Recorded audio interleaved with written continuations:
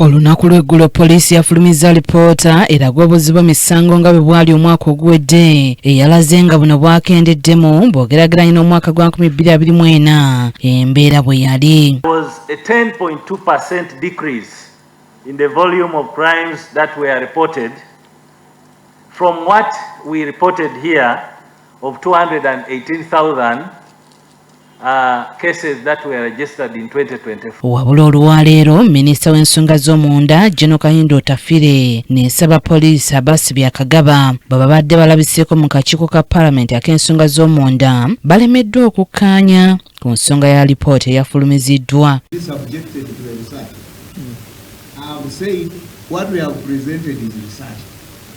And I think that's the way to go.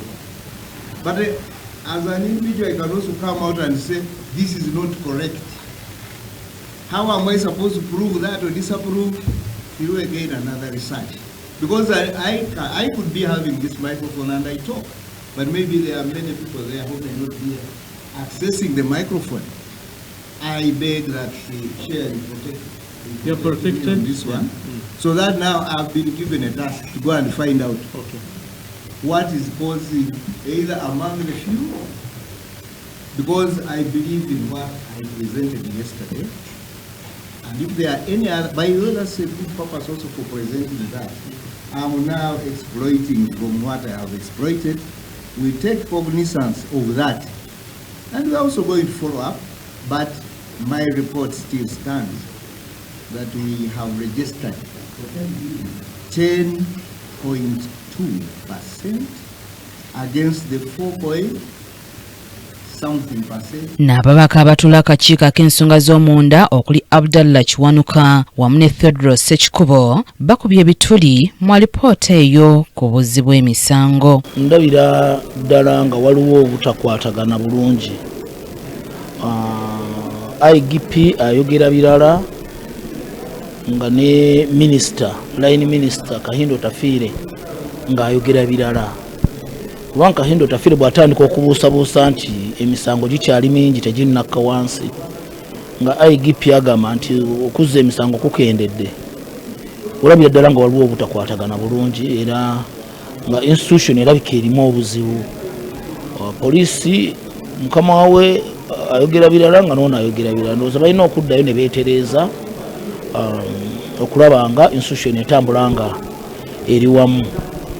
Naye nga n'obuzzi bw'emisango wennyini obwogerwako, emisango gye bagamba egyaloopebwa, emisango gye batwala mu kkooti, ne bagamba nti emisango convictions ku mitwalo 9 nti bafunako convictions omutwalo gumu, egisigadde gyagobebwa emirala gikyali mu kkooti emisango emitwalo 6.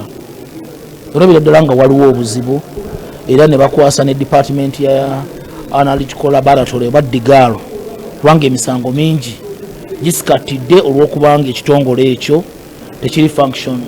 Yafulumizza report eraga nti obumenyi bw'amateeka bukakkanye ne bukka ku bitundu 10 n'ebitundu 2, 10.2%.